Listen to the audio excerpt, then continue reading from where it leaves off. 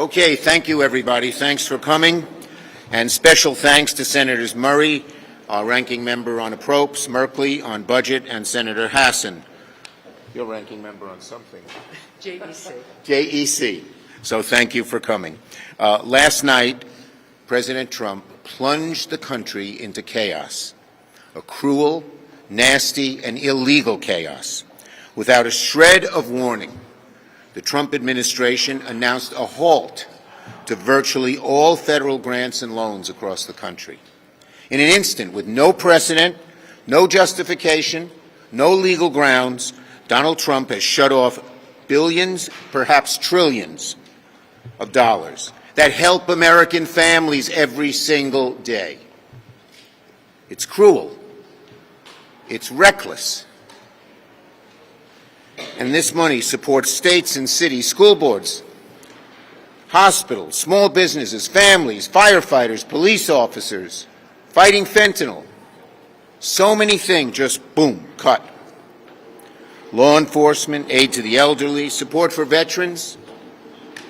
This decision is lawless, it's destructive, it's dangerous, it's cruel, it's illegal, and it's unconstitutional. Donald Trump has done a lot of bad things in the last week, but nothing's worse than this. It is nothing less than Project 2025 by another name. Maybe remember when Project 2025 came out during the campaign? Somehow the public found out about it. 60% of the people knew what it was, and they hated it. And yet this is the same thing in another name.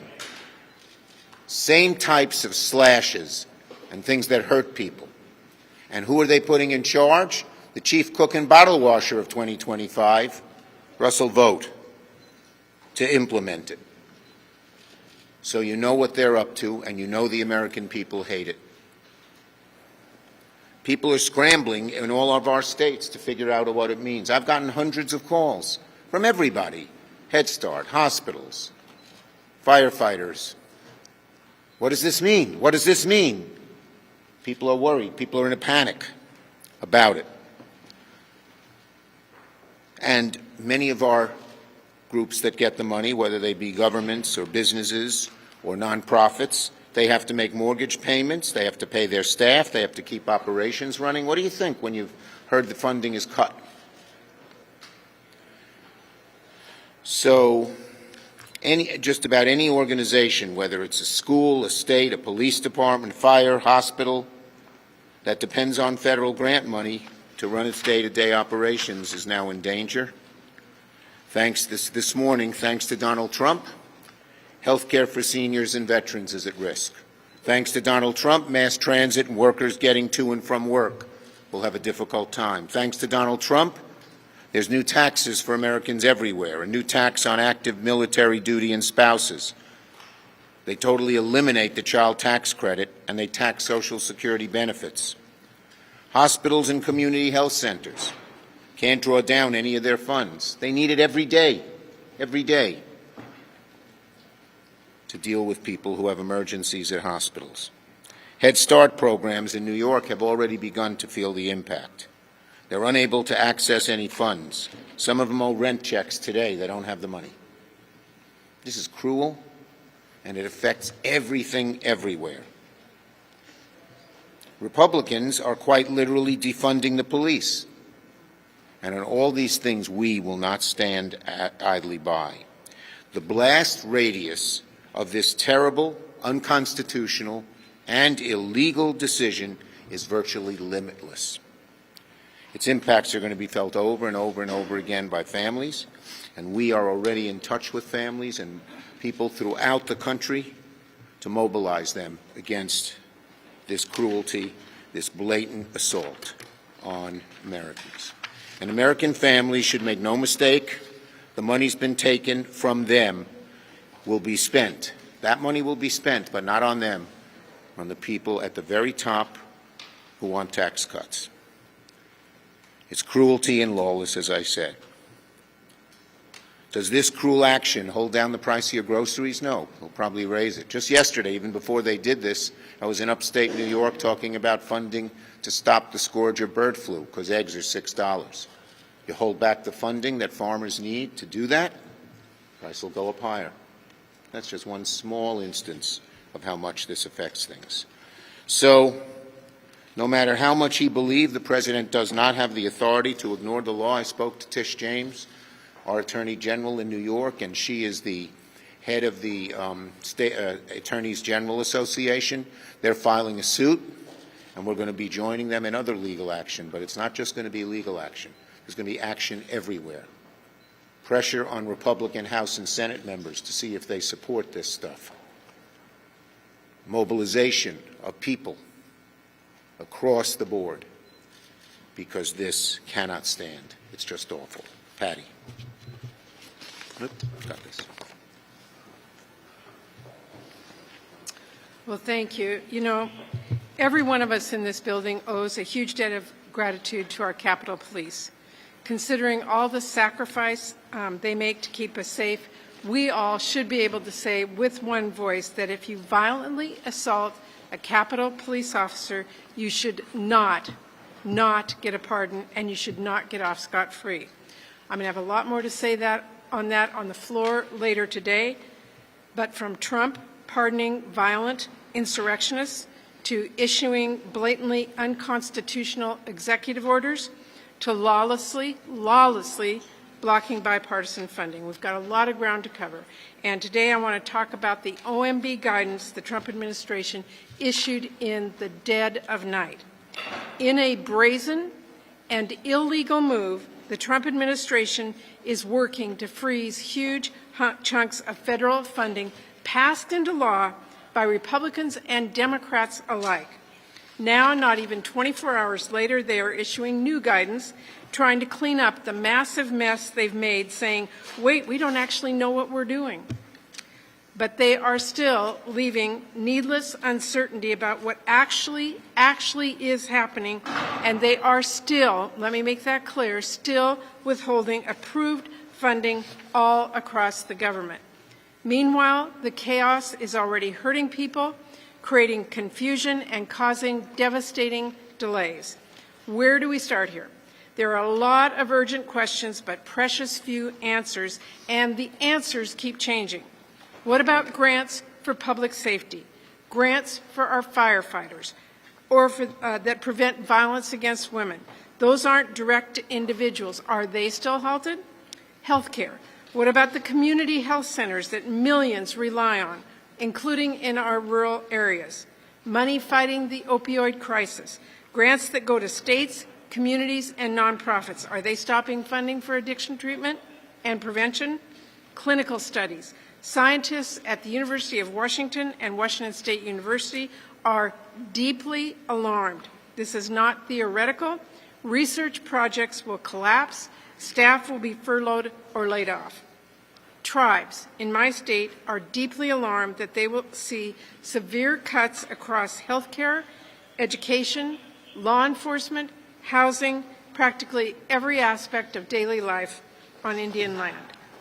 And of course, what about disaster relief that could be derailed? In eastern Washington, in my home state, $44 million to help Spokane County rebuild after wildfires. Money that was announced weeks ago, still on pause. Last week, Trump visited communities in North Carolina and California, reeling from disaster. Now he's throwing the aid those communities need into chaos. Schools that need Title I payments are worried they may not get the funds that Congress has allocated and voted on. Suddenly, we now don't know how will Meals on Wheels feed seniors who depend on them. What does this mean for our homeless veterans we are working to get housed? Entire budgets and payrolls across the country are carefully hinging on these resources. We're talking about small towns, cities, rural America, school districts, universities, and much more. And look, saying, oh, just kidding, not even 24 hours later, is not a solution. You can't pretend you had no idea that this would cause chaos despite all the warnings. That is not believable. and even if it was true, not a good reason for all the damage that's been caused. Even despite what we've heard from the administration in the last hour, they are still promising to illegally withhold funding owed to all of our states. That basic truth has not changed. So I am urging my fellow Republicans to open your eyes to just how bad this is and will be for your states and your communities, and speak out. I know reports say the White House is trying to silence members who've done that. Stand up. We're talking about your constituents. And specifically, I urge my Republican colleagues on the Senate Budget Committee to vote against Russ Vogt's nomination. Republicans should not advance this nomination out of committee until the Trump administration follows the law. And I'm warning the Trump administration, the law is the law. You need to reverse course, follow the requirements of the law, ensure the nation's spending laws are implemented as Congress intended, and avoid this pointless, damaging chaos. I want people, before we start, just look at this chart. These are just a few. They're defunding the police. Republicans are defunding the police. President Trump is in this proposal. Police and firefighter funding in this action proposal. Right. Health care and housing for seniors, they've cut. Funding for hospitals and community health centers, cut. They depend on this money day to day. Head Start programs, school meal programs, tax relief for families, veterans, and retirement. And that's just a scintilla, a small, tiny bit of what they're doing. This is not a proposal. This is what they did. This is what they've done. Yep. Jeff. We are in the midst of a sweeping authoritarian power grab that has never been witnessed in the lifetime of anyone standing here right now. The Inspector Generals being fired. Memos going out telling government workers to spy on government workers to see if anyone is overly sympathetic to the idea of diversity. And now we have Trump saying, I'm going to steal the power of the purse allocated in the Constitution to the House and Senate, to Congress, and I'm going to take it for myself. I don't care what's been authorized or obligated in contracts. I'm going to decide what funds get spent and which ones don't. That is a constitutional crisis. Now, the architect of this sweeping authoritarian power grab is Russell Vogt. He is very experienced. He was director of Office of Management Budget before. He ran a think tank where he advocated for the ideas that were in Project 2025. Then he became the architect of Project 2025. And then in the nomination process, he said he has a three-part plan. He laid out the first part, an attack on America's families. This is a great betrayal of what Trump ran on. Part two, run up a massive deficit of trillions of dollars. Part three, give massive tax breaks to the richest people in America. Well, last night, part one, the attack on American families, went into full gear. And that's what we're facing right now. So, we, the Senate Democrats, are standing in the way of this sweeping power grab and saying no. Saying it is not acceptable, saying it is cannot be business as usual. We are calling upon our Republican colleagues to join us, because this isn't D's versus ours. This is not blue versus red. This is an imperial authoritarian president attacking the powers of Congress allocated in the Constitution of the United States of America. Now, this power that architect of this sweeping imperial authoritarian takeover, Russell Vogt, he says he doesn't care. He doesn't care that we had the 1974 Impoundment Control Act. He doesn't care that the Supreme Court found it unconstitutional. He said the president disagrees that it's unconstitutional for the president to grab the power of the purse, and that he agrees with the president and that he's going to do it. Well, last night we found out he is doing it, and that's why he has become the most dangerous man, and we must stand together to make sure that this sweeping authoritarian effort is stopped. From the firing of the IGs to government workers being called to spy on each other and then fired, to this grab of the power of the purse. Senator Hassan. Well, thanks, everybody, for being here. Look, America has endured for almost 250 years as the world's greatest democracy and greatest nation because we believe that no one is above the law. Because up until now, our leaders have never confused themselves with kings. But President Trump has been relentlessly attacking those principles of our free government since the moment he finished his inaugural address. The president began by pardoning violent criminals who assaulted police officers and tried to overthrow our free and fair election. And then late Friday night, President Trump illegally attempted to fire at least 17 inspectors general, which, if successful, will make our government less efficient. It means that the government will waste more taxpayer money.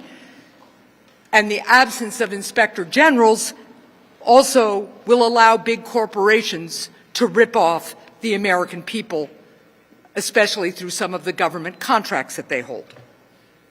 And now, as if to test the limits of our democracy, as if to exploit what President Trump believes is the weakness of the Republican Senate caucus, and to test our society's capacity for outrage and chaos, the president is unilaterally freezing all federal grants. These are vital federal funds, as you have heard. This act is illegal. The president is required to spend the money appropriated by Congress. The Supreme Court has ruled that the Impoundment Control Act, which prevents a president from unilaterally holding back funds, the Supreme Court has ruled that that is constitutional. Equally as important, and perhaps more important, is that this action will hurt people all across the country. President Trump's order defunds police departments even as law enforcement officers are trying to keep us safe. It imperils disaster relief as fires rage. It halts cancer research as we strive for cures. And it shuts down shelters for homeless veterans in the cold of winter. The White House claims, or tried to claim, that Medicaid isn't impacted, but let's be clear, we are hearing from Medicaid offices all across the country that they are right now locked out of the critical Medicaid computer portal that allows them to draw down funds.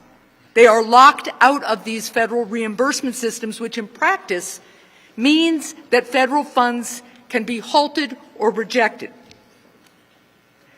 New Hampshire law enforcement agencies have told my office that the freeze of federal funding may force them to rescind job offers, meaning fewer cops on the streets.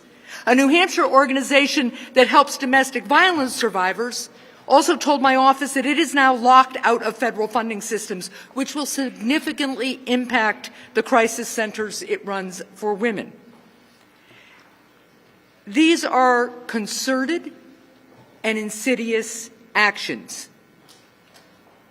Senator Merkley talked about Russ Vought. Russ Vought is the ultimate Washington insider, and he was hired by Donald Trump, and he faces our confirmation vote. He was hired by Donald Trump to do this work, using his insider knowledge in a way that will hurt millions of people, small businesses across our country, and send shockwaves through our economy. Let's be clear, this money is not the president's to freeze or take away. It was appropriated by Congress, and it belongs to the American people. To my Republican colleagues, I suggest that you have to decide what bridge it is too far. To examine if you would tolerate these authoritarian acts and precedents were the president not of your own political party. The president would, of course, be better served spending his energies attacking high prices, not life-saving grants, not the people's watchdogs, and above all, not the rule of law. We cannot let America become a place where our leaders hold back the people's funds by day and purge the people's watchdogs by night. Not here, not in a democracy like ours, not ever. Thank you. Let me just say one thing, folks. Any Republican senator who votes for Russell Vogt will bear on their shoulders all of these horrible, horrible cuts and actions. They have a chance to stop this. Let's see what they do. Yes. Senator, I understand that you say that this is unlawful and you say that it's unconstitutional. But for the American people, what practically can you do, aside from filing a lawsuit that could take weeks to adjudicate? I think our Republican senators and congressmen are going to hear from their constituents from one end